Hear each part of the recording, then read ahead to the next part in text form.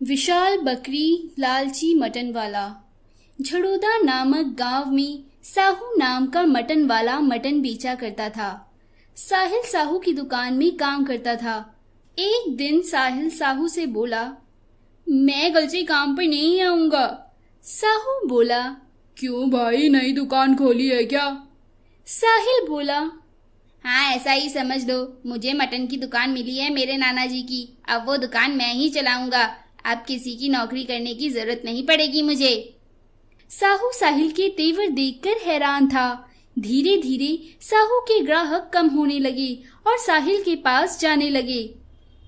साहिल अक्सर नए नए ऑफर निकालकर ग्राहकों को लुभाता रहता था, जैसे कि लॉटरी में किसी को पाया तो किसी को भेजा फ्री मिलेगा, 1 किलो मटन के साथ लॉटरी खेलो। साहिल इस तरीके से मटन बेचकर ग्राहकों को लुभाता था। वहीं साहू इस बात से काफी परेशान रहता था। एक बार सारे लोग साहिल की दुकान की तरफ भागे जा रहे थे। साहू बोला, क्या बात है, तुम सारे लोग साहिल की दुकान पर ही भीड़ क्यों लगा रहे हो? उसने जरूर कोई ऑफर निकाला है फिर से, और तुम सब लालची लोग जाकर उसके पास इकट्ठे हो जाओगे और उससे ही मटन खरीदोगे। ग्राहक बोला, हाँ भाई हाँ, क्यों ना खरीदे हम उससे मटन। उसके पास 100 किलो का बकरा है, उसका मांस तो बहुत बढ़िया होगा।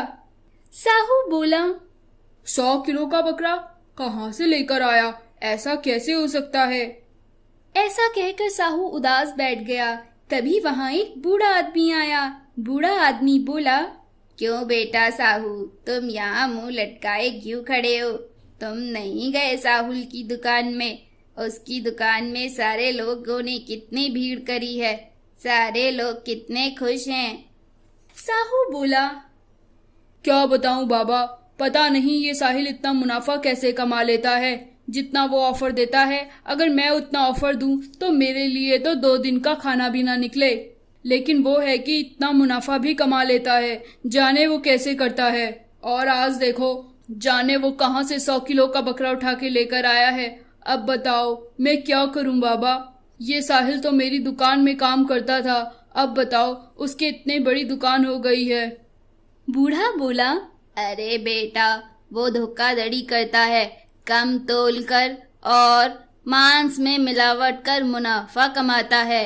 100 किलो का बकरा उसने मुझसे ही छीना है। मेरे पास एक जादुई पंप है, जिसे अगर तुम बकरे या भेड़ में हवा भरो तो वो बड़े हो जाते हैं। मैं ये पंप तुमको देता हूँ, पर ध्यान रहे लालच मत करना। ऐसा कहकर वो बूढ़ा वो पंप साहू को देकर चला गया। साहू ने अपनी बकरी और भेड़ में पंप से हवा भरी। वो बकरा बहुत बड़ा हो गया। सारे लोग साहू की दुकान पर आने लगे। साहू के पास 500 किलो का बकरा और भेड़ देखकर सारे लोग हैरान थे। सारे लोगों ने उस बकरे का मांस बड़े चाव से खरीदा। सारे लोगों को वो बकरा बहुत पसंद आया। अब साहू रोज ऐसे ही करने लगा था। साहिल की दुकान में धीरे धीरे ग्राहक कम होने लगे।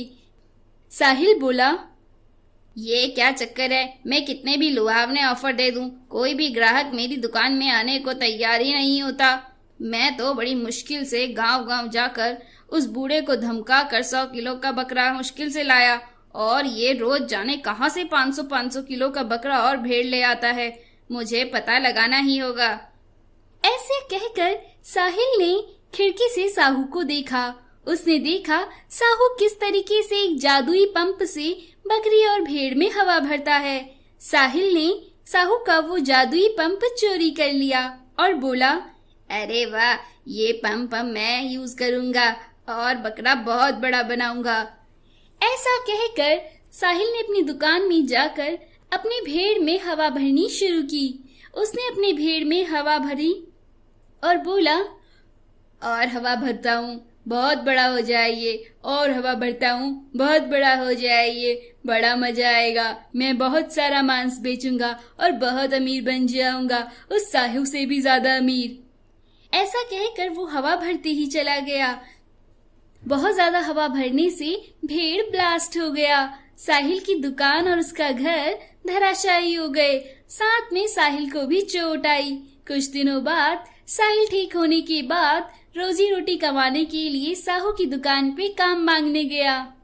अरे साहू साहब, मुझे काम दे दो, मुझसे गलती हो गई। साहू ने साहिल को माफ किया और अपनी दुकान पे काम पर रख लिया। तो दोस्तों, लालच करना बुरी बात है।